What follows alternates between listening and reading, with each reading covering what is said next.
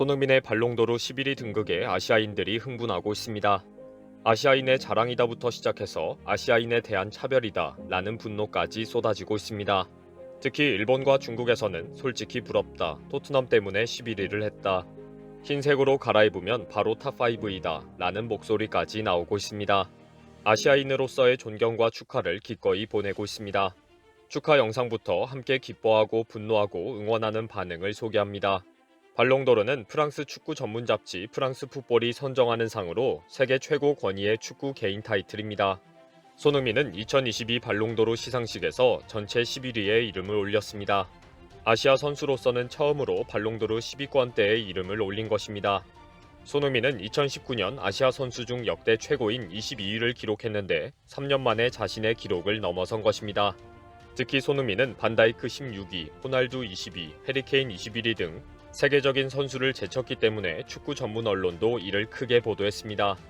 토트넘 구단도 SNS에서 손흥민과 케인이 포옹하고 있는 사진을 게재하며 축하를 했습니다. 올해 발롱도르 1위 수상자는 레알 마드리드의 카림 벤제마로 정해졌습니다. 전 세계 100명의 기자단 투표에서 2위 사디오 마네, 3위 케빈 더브라이너 등을 제쳤습니다. 또 벤제마는 66년 만에 최고령 발롱도르 수상이라는 기록을 세웠는데 만 35세 생일을 2개월 앞두고 있습니다. 일본에서도 손흥민이 11위에 이름을 올렸다는 사실은 큰 화제가 되고 있습니다. 일본 선수로는 과거 나카다 히데토시, 이나모토 주니치, 나카무라 슌스케, 카가와 신지가 후보에 오른 적이 있지만 표수로는 전원 0표를 받은 적이 있습니다. 이나모토 주니치가 한 번 27위를 한 적이 있는데 상위에 표가 몰렸기 때문에 아무런 의미가 없는 등수라는 지적도 있었습니다. 이런 상황과 비교하면서 이번 손흥민이 호날두와 해리케인을 누르고 11위의 이름을 당당히 올린 것에 놀라워하고 있습니다.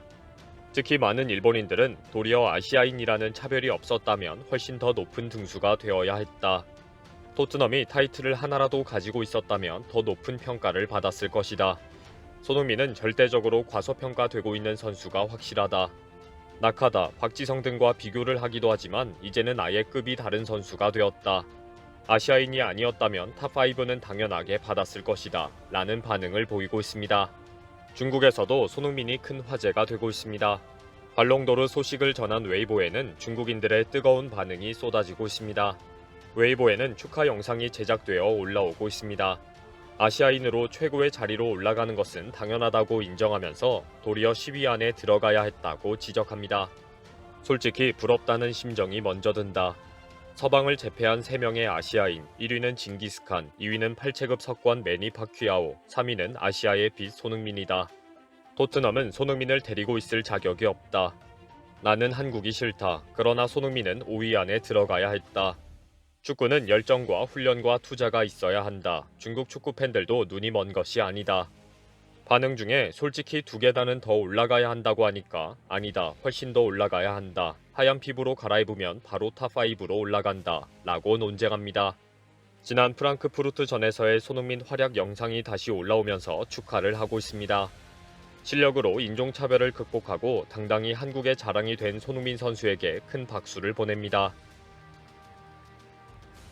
이번 영상은 여기서 마치겠습니다. 시청해주셔서 감사합니다.